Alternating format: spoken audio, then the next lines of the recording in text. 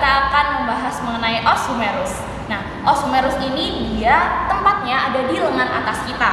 Apabila kita berbicara tentang strukturnya si os humerus, dia memiliki berbagai macam struktur dan kita nanti bisa menemukan struktur-struktur yang ada di bagian anterior, posterior, medial, dan lateral.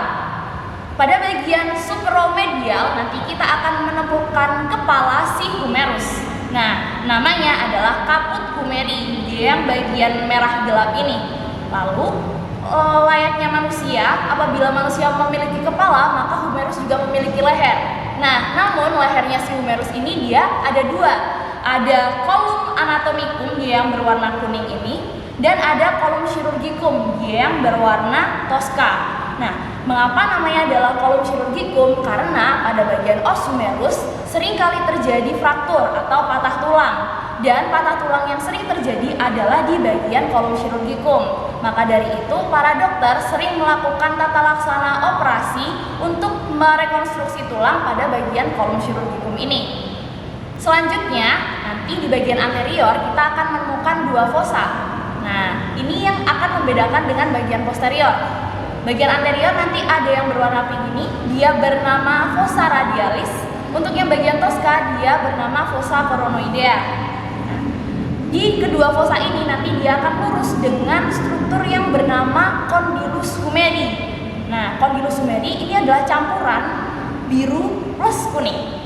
Untuk biru dia namanya adalah capitulum humeri atau kepala kecilnya si humerus. Karena kepala besarnya dia ada di sini.